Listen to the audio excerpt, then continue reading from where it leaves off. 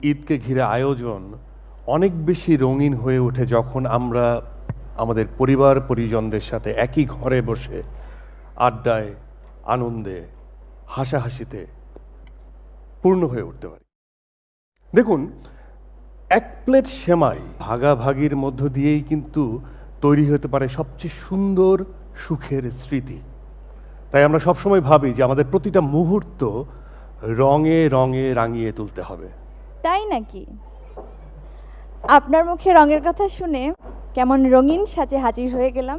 কে? পরী? আমি তো ছোটবেলা থেকে শুনে এসেছি পরী আসমান থেকে নামে। এ দেখি পরী হেঁটে হেঁটে চলে আসলো আমার কাছে। সিঁড়ি বেয়ে নামলাম। হ্যাঁ, হ্যাঁ, কি করব বলুন, চারদিকে এত রং, এত রঙের মানুষ, আর উৎসব হলে তো কথাই নেই। নখ থেকে শুরু করে চুল পর্যন্ত সবই রঙিন। কত রং মনের মধ্যে মানুষের। আমি চ্যালেঞ্জ করে বলতে পারি, এখন যদি রং নিয়ে আমি কথা শুরু করি এই উপস্থিত দর্শকের সাথে, আমার মনে হয় আনন্দমেলা আরও রঙিন হয়ে যাবে। তাই? একদমই তাই। একদম পরী তো রং বিশেষজ্ঞ হয়ে গেছে এবং আমার মনে হয় যে এখন ফ্লোরটা তাকে ছেড়েই দিতে হবে। ও প্লিজ। হ্যাঁ, দর্শক মণ্ডলী, আপনাদের জন্য আমি এখানে স্টেজে পরীকে রেখে যাচ্ছি। আর পরী, তোমার কাছে আমাদের প্রিয় দর্শকদের রেখে যাচ্ছি। Thank you. স্টেজ এখন তোমার। আমি একদম রাঙিয়ে দেব, বিশ্বাস করেন। শো এখন পরীর। দেখি পরী কতটা রঙে রাঙিয়ে দিল এই প্রোগ্রাম। প্লিজ। ঠিক আছে। Thank you. রেডি হয়ে যান দর্শক। প্রথম প্রশ্ন। আচ্ছা, আমি প্রথম সারি থেকেই যাই। আপনার কাছে আসি। রং বদলের কারণে অনেক কিছুই আগের মতো করে চেনা যায় না। এমন একটা জিনিসের নাম আপনি বলতে পারবেন? ঈদের সময় হাতের মেহেদি চিরদিন ছিল সবুজ, আর এখনকার মেহেদি কিন্তু মাল্টি কালারের হয়, যেমন লাল, মেরুন, নীল, এমনকি হলুদ রঙেরও মেহেদি পাওয়া যায়।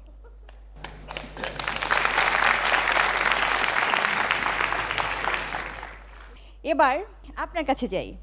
এমন কোন জিনিস আছে যার আসলে রং নেই তারপরও রঙিন? এটা হলো স্বপ্ন। সবাই আসলে রঙিন স্বপ্ন দেখি, সাদা কালো স্বপ্ন কেউ দেখে না। সুন্দর সুন্দর, বেশ, খুব ভালো। আপনার জন্য প্রশ্ন। কোন জিনিসের রং সেই আদিকাল থেকে আজ পর্যন্ত পরিবর্তন হয়নি? আমার মনে হয় রংধনুর রং। কি বলেন আপনারা সবাই? ইয়েস, রংধনু। আচ্ছা, রং নিয়ে পুরনো কোনো স্মৃতি আপনার এই মুহূর্তে মনে পড়ে যেটা আমাদের সাথে শেয়ার করা যাবে? রং নিয়ে অনেক স্মৃতি আছে। সাদা কালো যুগের সিনেমা যখন একটু একটু রঙিন অংশ থাকতো, তখন রেডিওতে ধারাভাষ্যকার কঠিন গলায় বলতো, ও ভাই আংশিক রঙিন।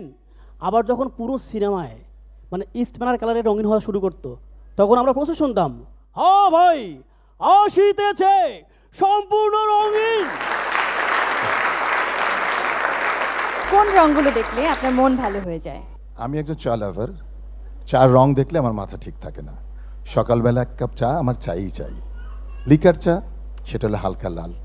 দুধ চা খয়েরি কালার, আর পুদিনা চা তো গ্রিন কালার, আর হার্বাল টি সেটা তো সোনালি কালার।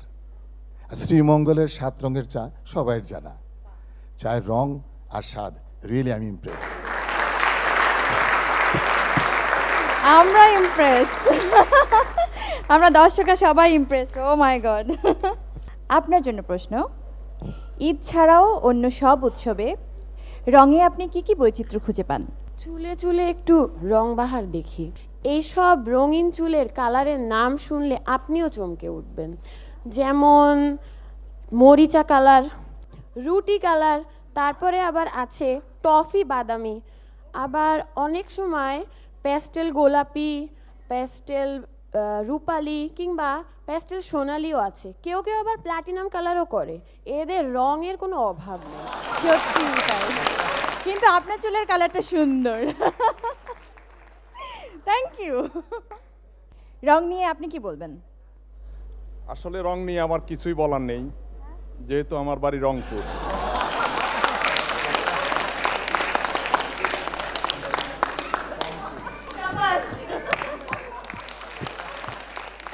আমার কিন্তু মনে হয় সবাই সেরা। কেমন করলাম বলেন? পড়ি এখানে দর্শক বিচারক, দর্শকের করতালি বলে দিচ্ছে যে তুমি খুব সুন্দরভাবে পেরেছো। দর্শকের কাছ থেকে তো রং বিষয়ক অনেক কিছু আমরা জানতে পারলাম, কিন্তু আমি এখন জানতে চাই তোমার কাছে যে রং নিয়ে তুমি কি বলতে চাও। জীবনের প্রত্যেকটা অধ্যায় এক একটা আলাদা আলাদা রং, কিন্তু নিজের জীবনকে সবসময় নিজেকেই রঙিন করতে হয়, অন্যের রঙে কখনো নিজেকে রাঙাতে হয় না। তার মানে পরি বলতে চাচ্ছে অন্যের তুলিতে আঁকা ছবি কখনো পরিপূর্ণ হয় না, পরিপূর্ণ হয় না। একদমই তাই। নিজের জীবনকে নিজেকেই রাঙাতে হবে। পরি, তোমাকে অসংখ্য ধন্যবাদ আমার এই প্রিয় দর্শকদের অ্যাটেন্ড করার জন্য এবং জীবনবোধের একটা সুন্দর মেসেজ দেওয়ার জন্য রং নিয়ে। Thank you so much. আপনাকে অনেক অনেক অনেক ধন্যবাদ। Thank you so much. আনন্দ মেলাকেও ধন্যবাদ, আপনাদের সবাইকে ধন্যবাদ। ঈদ মোবারক।